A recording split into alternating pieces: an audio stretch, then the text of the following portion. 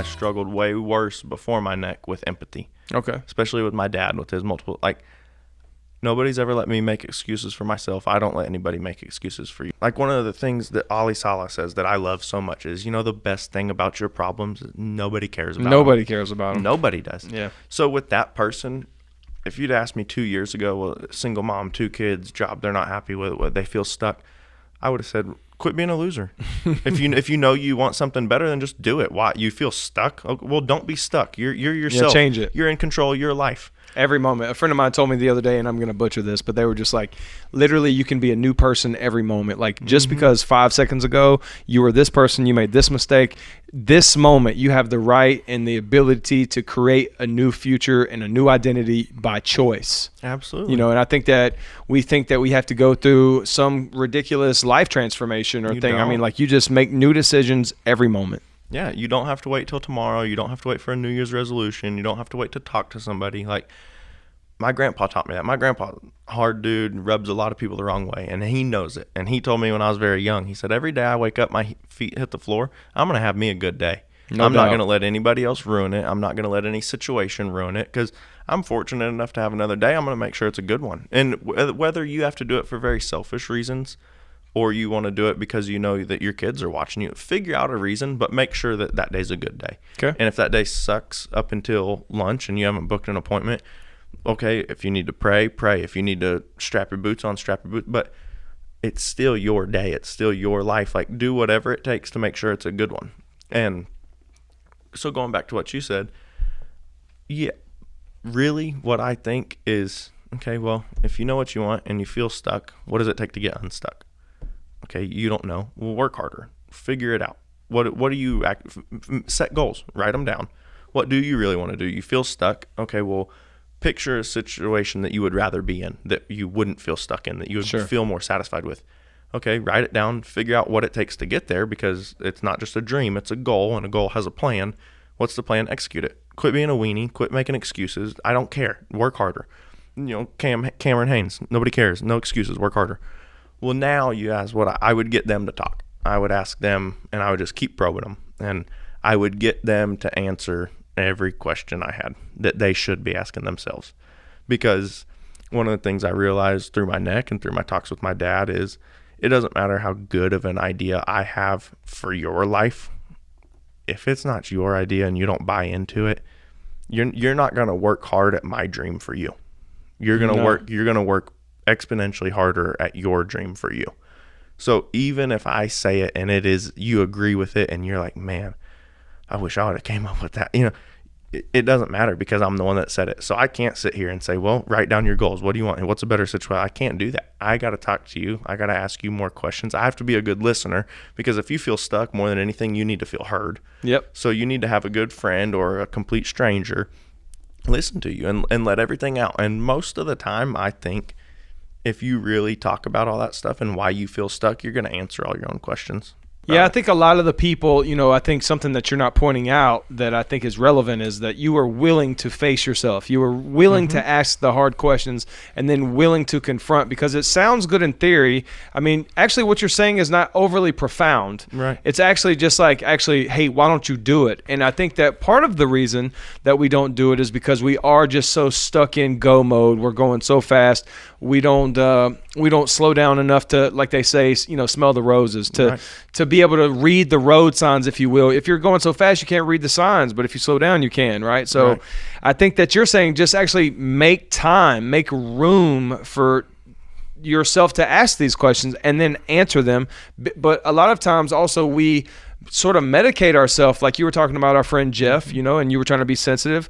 I want to follow through with that. One of the things in this grief book, in this class that I'm going through, is people are saying, stay busy, which I've heard my whole life. Right. It's actually not good. Like, if you stay idleness isn't good either, right? A lot of people say idleness is the devil's playground, especially in your mind. And if you're bored, it's probably going to lead to something bad. But have some purpose, have some goals, have a vision, have something to look forward to, have something that's challenging you that you can grow towards.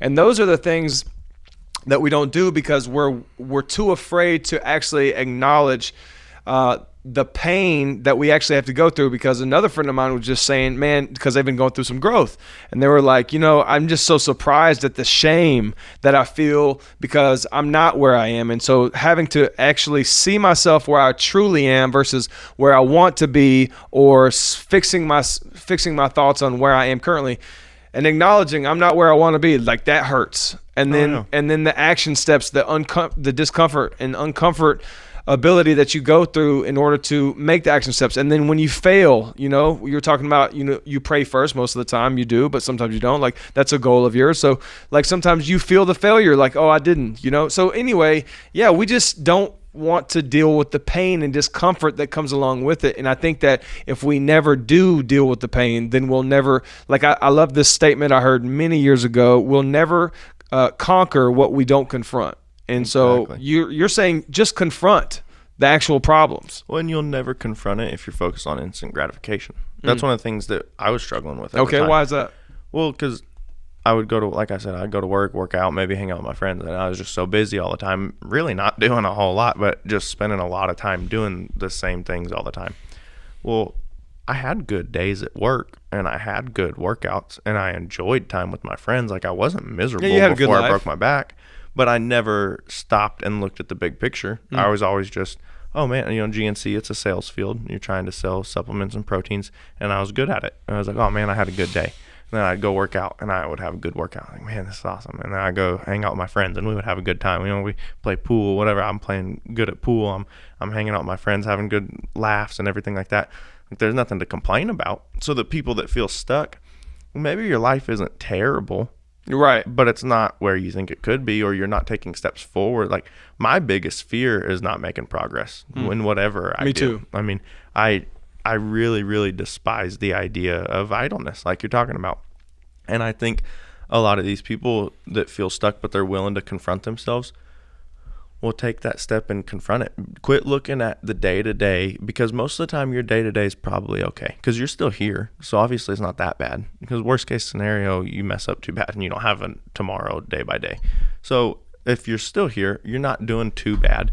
So look at it big picture and think, okay, in the last month, what would I change? What could I be doing more? Maybe do it once a month, or get away, or slow down. I mean, most of the time people are going to talk about hanging out with their families, or having more care time with themselves, or seeing their friends more, volunteering more. Who knows what their thing is going to be, but most people don't have time, or they're not going to enjoy doing a daily task sheet. Do it weekly, and if weekly's too much for you, do it monthly. You'll get to the point, because it doesn't matter if you do it like me. You got to do what works for you, and if it's working for you, then it's perfect. It's absolutely perfect. It's beautiful. Yep. It's serving its purpose. But there's got to be something, because nobody is good enough to just figure it out. It's kind of like grace, I mean, I think you're an awesome dude, but do I think you're good enough to make it to heaven on your own accord? Absolutely not. I think I'm a pretty good dude. I think I can structure myself well. I think I can hold myself accountable, but I'm not good enough without writing it down. I'm not good, really, really successful people, really, really busy people, they hire assistants. They hire office liaison, because it doesn't matter how good you are. Can you probably do it? Yeah, but is it going to be easier? Is it going to be more attainable with help? Yes. So that's why you don't have billion-dollar companies run by one person. That's why you don't have a really, really successful person that does everything without using any resources. For me, my resources, pen and paper. I like writing stuff down. I like having a visual. For other people, maybe you're better on your phone than me. You can do it on your phone. That's what my buddy Tyler does. It works great for him. Maybe you talk to somebody. You talk with your wife or your best friend every week, and you're like, this is what I'm going to do. And they hold you accountable. Accountability partners. We had that in my youth group in high school. I mean, whatever it is, I'm not saying you got to do it like me, but there's got to be something. There's no way you're going to do it on your own. You got to use a resource, whether it's a person, technology, old school, whatever it is. Find a resource to help you be better, because you're running your own billion-dollar company. I mean, your life, your day-to-day is the biggest thing you're ever going to do. It doesn't matter what you got going on when you go to work or when you come home. No amount of money in the world you're going to make is bigger than what you're thinking about yourself day to day. I mean, how many unhappy millionaires are there? A ton, because they're not happy with how much they're seeing their kids. They're not happy with their schedule. How many unhappy broke people are there? A ton, because they're not doing it. Broke people aren't making a list. And if they are, they're not staying broke very long. I mean, there's no other option to grow. When you Sure. start using your resources, there's no other option to grow. Whenever you said the accountability partner, I've grown fond of the accountability idea over the last year or two. Mm-hmm. Most of my life, I'm 33. Most of my life, I've never considered that to be something I was very fond of. I've been aware of it. I've heard about it all my life. But I just didn't think, for me, and a lot of the last, decade, I've been perfectly fine. My ambition, my desire, my passion for my relationship with God has been enough. In the last year or two, just like, reading my Bible or getting up early enough to pray or just whatever, investing myself even, more spiritually, I struggled, and so I had to start asking people like, hey, will you check in on me? Knowing so-and-so was going to ask me, hey, did you read today? It made me not want to embarrass myself anymore. So it gave me the added little push of accountability and motivation that I needed in order to follow through. My motive is still that I love God. My motive is still that I'm going to grow and I want to grow closer to God. But at the same time, now I have a new motivation to help myself push through and obtain my goal. I love the checklist idea. And I use checklists. I know that for me, I do it every day when I get here. I do it at my house. I mean, I have multiple different ones, because my checklist of my day can't just be my work deal. I have to make a separate one for work, or that's all I'll focus on. So I mean, you'll see me every single day. I'm the date and a couple. So clients. do you do everything that you hope to do that day typically? Yeah. Okay. I don't leave here till I check them all off. What about? I mean, like you said, walking your dog. I mean, if I don't do them that day, I roll them over to the next. Okay. Or I got to make sure I get it done, because if it was important enough for that day, it's something I need to do. And yeah, shame on me for not getting it done that day. I should have been better, but. So tell me why you think it's important to have a vision for your life. Like we've kind of sort of assumed that this is a good thing, and we've sort of talked about it, and it kind of is sort of at face value. But why don't you give me a statement as to why?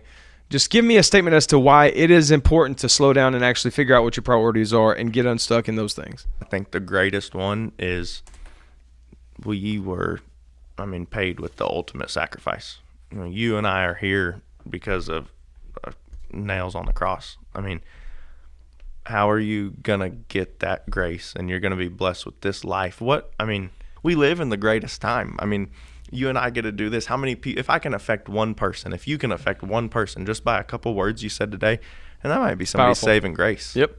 This might be the day they were thinking about taking it all. And something that they heard, whether it be from us or somebody else, like the amount of technology and communication, stuff like that is saving lives. If I'd have broke my neck 20 years ago, I'd be dead, or I'd be in a wheelchair blowing through a straw if they even had, we live in such a great time. You were bought essentially by the ultimate sacrifice. Jesus gave his life for us. How are you not going to do something with it? How selfish of it is you? How selfish of you is it to not do anything, to think that it's okay to be complacent, to think that you don't have to have a vision, to think that it's okay to be stuck, to think that it's okay to be okay. Go be great, be better. And if you're really great, be better. Other than that, if you can't buy into that one, you got people that care about you. Are you here with a purpose? Yes. Awesome. Are you here with a purpose? No. What are you doing? Why are you wasting your time? Why are you wasting my time? Why are you here? All the people that are sitting there sulking, you shouldn't, because there's way too many people that care about you, and you are a beautiful creation paid for by the blood of Jesus. Don't do it. Find a purpose and wake up with a purpose every day. What's your purpose? To love God and to share that love with other people. Absolutely. What's other people? Somebody else's purpose may be to make money, and they may run across somebody that's struggling financially, and they help that person make more money, and now that person gets to provide a better life for their kids.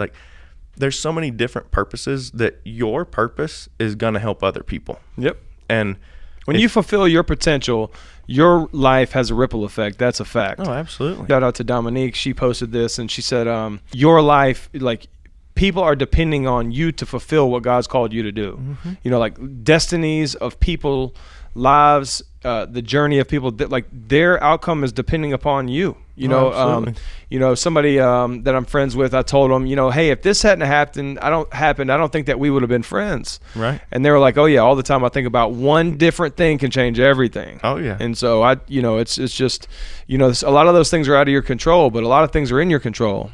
So I like what you're putting down. I really am glad. I was going to dig it out of you because you hadn't even told me this before, but I just felt like one of the number one things that I've been feeling personally actually lately is just like, yeah, Jesus, like he not only gave me the opportunity to live and gave me the gift of life. That's why they call it the present. And, right. But he also like died on the cross for me. And I don't know about you, but no one else has died for me. So like, that's a big deal, and I don't have to go to hell now. That's a big deal. And He's awesome. His word's good. His presence is good. Like I love Jesus. He's awesome. His love. So there's so much beauty in our relationship with God.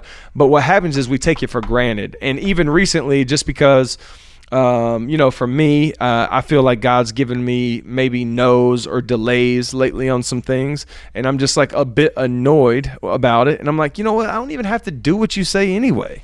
Like I'm just out here obeying and trying to love you and like doing it by faith. So I can do what I want. It's not like I only need you to do this. But then I realize, I have to bring myself back to like, you know what? Like I need to relax. No one's done more for me than Jesus. Right. And he's worthy of my, like you said, fulfilling my purpose, finding out what my purpose is, finding out what he wants me to do. For me, when I came out of drugs and alcohol, I was like, I don't know what to do with my life. I literally, once I got rid of my lifestyle, I had no idea what to do with myself. Right. And then someone told me, God has a plan for you, a good plan. I'm like, wow, really? God loves me that much? He cares about me, even though I've done all these bad things, and despite all the terribleness and the bad person that I was, he loves me and has something good in store for me. I want to find out what that is. And then to find out what it is, like for me, it was a big deal to even find that out. And then to find out what it is another step. But then once you find out what it is, then things maybe not work out in your time frame. We're big on instant gratification. You talked about that. We all want what we want, when we want it, how we want it, And a lot of times whenever you follow God, it's not really just that simple. You don't get exactly what you want when you want. God isn't a freaking fortune, wishing well. Well, and like you said, you're getting some no's and delays. Whatever he said no to, whatever he said to later to, if you got it now, you'd mess it up. Or it is obviously maybe not for you, or whatever the case is. God knows best. But I like what you're saying, like whatever it is, whatever setting, whether you're coming from where you're saying or from what I'm dealing with or whatever, wherever we are, like the price of the blood of Jesus is like a lot for you to actually find purpose and value in your life and keep living. So yeah, that's a great reason to get a vision for your life, because absolutely. Well, and to everybody that you're valuable, they may feel like they don't have a vision or they feel like they're stuck. You're exactly where you're supposed to be right now. Everything lined up perfectly. If it didn't, you wouldn't be here. You are where you are, and it's exactly where you're supposed to be. That doesn't mean that that's exactly where you're supposed to be tomorrow or next month or next year. Sure. You're where you're supposed to be right now. Do more with it. I think if you have that potential, and you can always do more. And will I ever be satisfied? You know what? You got to find your satisfactions with yourself and everything like that. Set up treats for yourself, whatever you got to do. Go to bed each night happy with yourself, even if you're not where you want to be. Did you do what it took to get on the right track to being where you want to be? So do you do that? Before you lay your head on the pillow, do you have some type of way to reflect and stop and slow down enough to at least evaluate each day? Like, am I happy with today? Because it doesn't sound like you were that way before, at least. So maybe you are now. So you said something earlier about journaling. Mm-hmm. Rachel, she does this thing each night where she writes down 3 things that she was thankful for that day. And then she writes one that maybe is something that she could work on or something that was trying for her, something like that. And so that's something I kind of stole. I'm not writing it down, but I include it in my prayers. Sure. Obviously I'm always thankful for my family, my friends, my job, all that stuff, that I got home safe, that I have a bed to sleep in, all that type of stuff. But you got to try to find new things each day, and maybe one of them is a goal that you set for yourself. Maybe one of them is a random thing that came out of nowhere, but it's still a blessing, But yeah, I think along with the self-reflection, reflect on your day. What is there to be thankful for? Find 3 new things each day, and if you can't find 3 new things, you're not looking hard enough. Yeah, I just keep thinking of I keep thinking of the scripture, "Be still and know that I'm God." And with us both having that same sense of slowing down, like if we're a car and, just needing to slow down. I think being still. I mean, you've got to stop. You've got to slow down. You've got to make room. It's where the real work really takes place. And I'm just really grateful that you would share. There's more things I know that I could ask you, and maybe we'll do a follow-up show. Yeah. But I just, I guess, firstly, let me ask you, is it okay if any of the people reach out to you if they feel the need? Oh, absolutely. Where can they reach out to you? Where would you prefer? Instagram or Twitter or What's Facebook. Your handle? It's always at Jake Burhans, all lowercase. Burhans? Yep. Okay.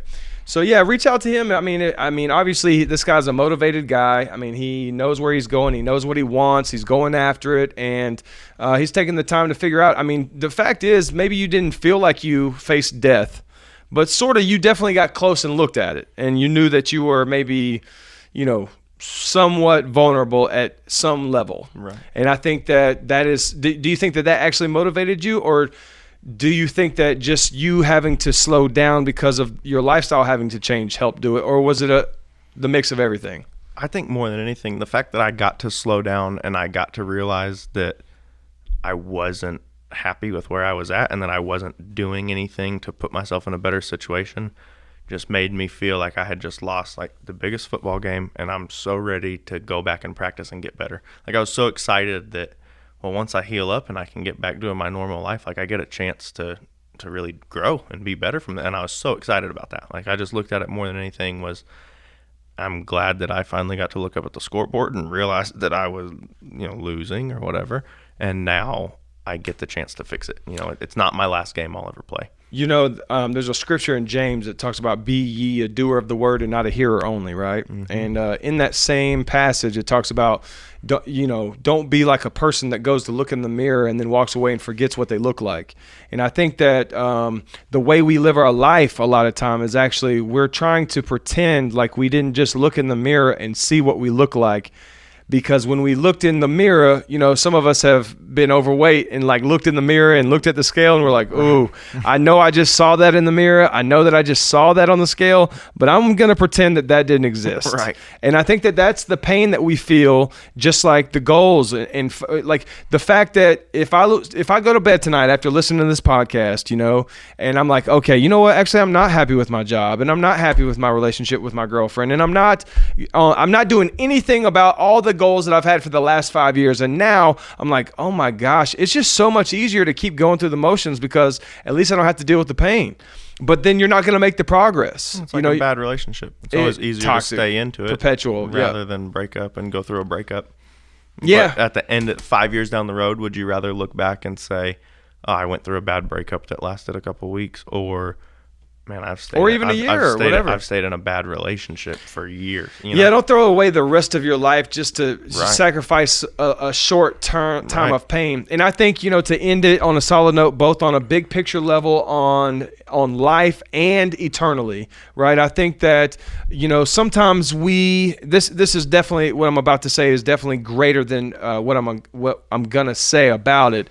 But, I think a lot of times, even eternally and spiritually with our relationship with God, we don't want to give up what we think is going to be painful, right? It might be relationships, whether they're wholesome or not. God might not want that relationship anymore. Right. Whether it be God asks you to move to a new state, go to a new school. You might want to go to, Auburn University, but God tells you to go to Alabama or OU or OSU. And it's like, God, I want to go to this college. Like, just God is good enough. He's wise enough. Like, follow his plan versus your own, and do those things. Look at the big picture and face the pain.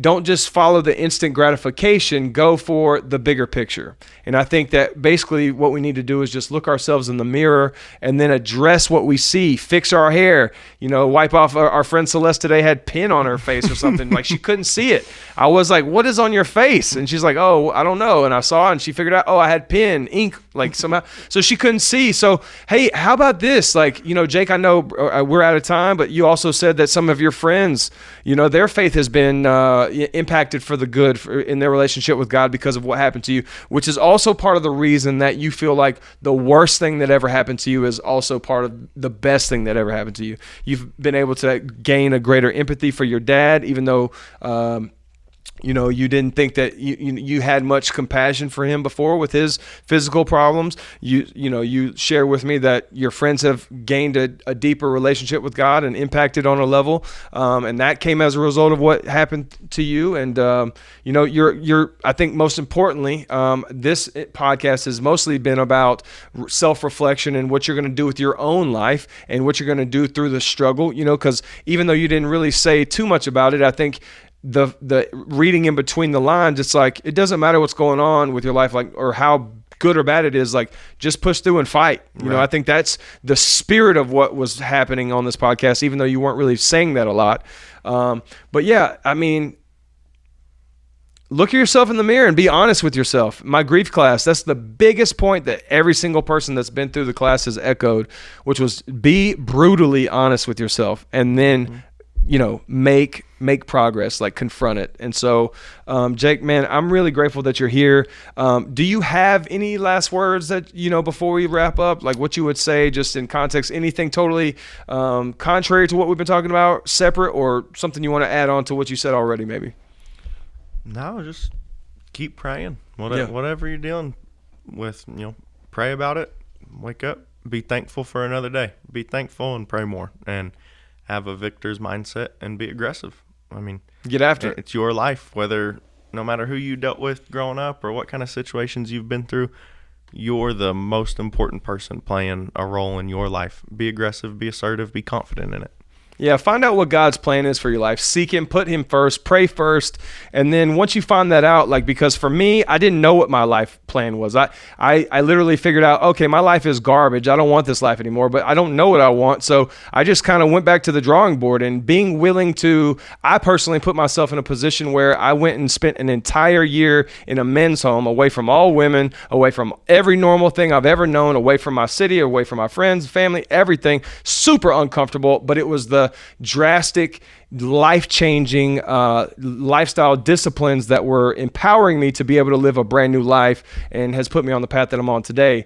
And if you were able to know my story, you would appreciate those statements more. But just do what it takes. And but yeah, man, I'll leave it at that, because I think you shared a ton of gold throughout the episode, which I'm grateful for you being open and sharing. Hope everyone's encouraged. Reach out to Jake on Instagram. If you want some encouragement, he's there for you. I believe that he's a really good guy. I know that he'll give you the encouragement, maybe the tough love that you need, because some of us some people have too much empathy for us. They have too much sympathy for us, and they baby us too much. And some of us probably need some people to say, hey, you think you're doing okay, but really it's ugly. You need to fix your face, Right. So maybe Jake will be that guy telling you to fix your face. And if you needed some insurance, holler at your boy. If you want a new career, holler at your boy. And subscribe to the Back Pew. We'll have a brand new episode on Wednesday.